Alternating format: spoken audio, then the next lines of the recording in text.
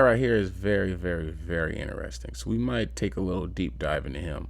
But I remember watching HBO shit about this guy back in like 2007, 8 or something. But anyways, a lot of us knows him as the Iceman, but his name is Richard Kuklinski.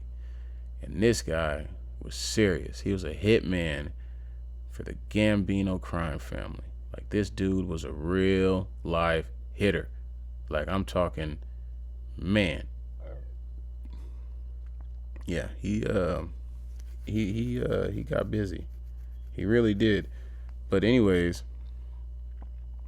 yeah. So pretty much, the Iceman, he just murdered a lot of people, right? Like a lot of people. But the thing is, the dude, like what I got from him from watching his interviews is like he wasn't like a you know how like he wasn't, how can I say this and not make it sound bad? Everything that dude did, it seems like he just kept it amongst the mafia, like in the mafia life. You know what I'm saying? Like he wasn't going out and harming innocent people that didn't have nothing to do with it or nothing like that. You know what I'm saying? Like he kept that shit amongst his people. Now, if you owed him money, or you did something dirty that you weren't supposed to do, or this, that, or the third, then yeah, there's a damn good chance that this dude would probably come holler at you. But I mean, hell, that's the life you live when you join, when when you get into that life. But yeah, and dude got 2 consecutive life sentences from his murders and shit. Um, yeah, so that's the Iceman, Robert Kuklinski. Next up, we have John List. He killed his entire family, nicknamed the Boogeyman of Westfield.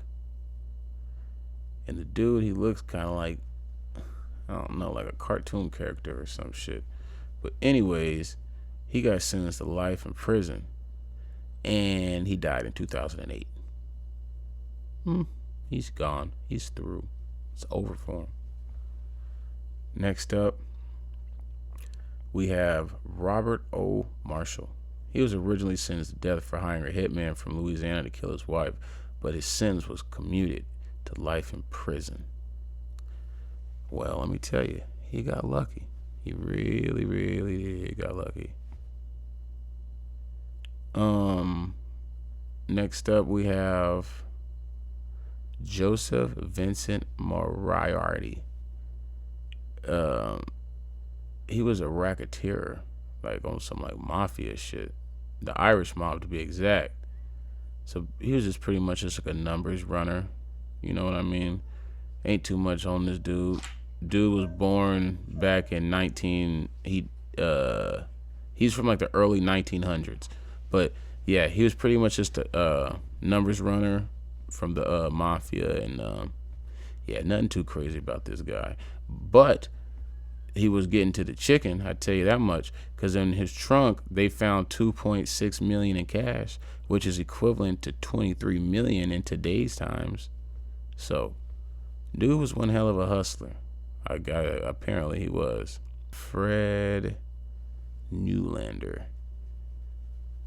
Fred Nulander, the Cherry Hill rabbi who paid Lynn Jenoff and drifter Paul Daniels $18,000 to kill his wife Carol on November 1st, 1994. Damn. And he was currently serving a prison term of 30 years to life. Little 5'6", turtle looking motherfucker. He's never going to get out ever, ever, ever. I don't know. He might croak before then, but shit. We gonna see. Well, I ain't gonna see, because I really don't give a damn. But anyways, next up we have James Allen Paul. He was sentenced to life imprisonment for the murder of 47-year-old Virginia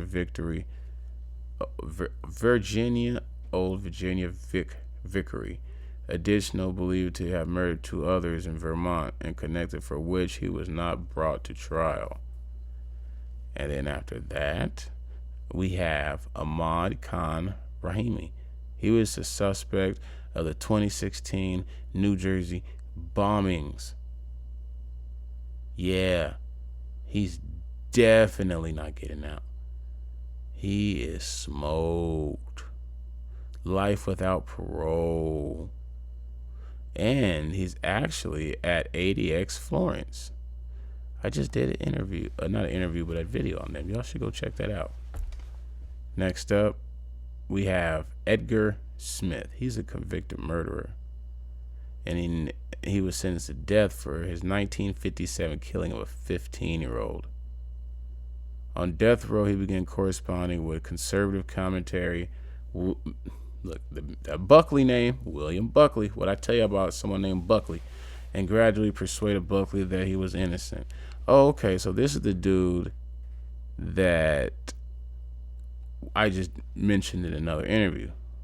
Okay, not another interview, another video. But yeah. So therefore, we're not gonna clout him up no more. We're gonna keep it pushing. Leroy Schneider. He was a serial killer who killed 7 people within a year in Camden, New Jersey. Sheesh. He looks like a Leroy too. And his criminal penalty was life imprisonment. 1931.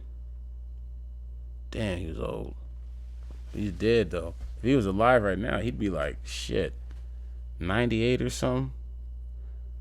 Man, that motherfucker older than sliced bread. Next up, we have Elmer Edward Soley. He was convicted of manslaughter in 1970 of the death of a 2-year-old. Soley escaped from custody in 1974 and spent 27 years living under numerous names. At the time of his arrest in May 2001, he was living in Florida as Danny C. A supposed former member of American rock and roll group Sha-Na-Na. In fact, he never had any ties to Sha-Na-Na, because this dude was a sha-la-la-la. But he was on the lam for 27 years, so it's like, damn, he did something right apparently, shit. But he didn't do it all the way right. He almost did, but not all the way. Next up, we have on this list we have Jesse Dominguez. He was sentenced to death for the rape and murder of a 7-year-old Megan Conca, and which led to the passage of Megan's Law. Lloyd Woodson. Let me tell you something about Lloyd. He was sentenced to 14 and a half years in 2012 for attempted robbery, murder, and secondary possession of a firearm for unlawful purpose of unlawful possession of a rifle, possession of a defaced firearm, possession of a hollow point bullets, and possession of high capacity ammunition. Yo, this dude was on some Grand Theft Auto vibes. He had a little bit of everything, rocks, glocks, and slingshots. He was really trying to make something happen. Good grief. But he got sentenced to 14 and a half years, and he'll be home in, I don't know, I don't feel like doing no math, but he got convicted in 2012. So, damn, that's crazy. And last but not least, we have Khalil Wheeler Weaver. He was a serial killer sentenced to 160 years in prison for killing 3 women and trying to kill a 4th.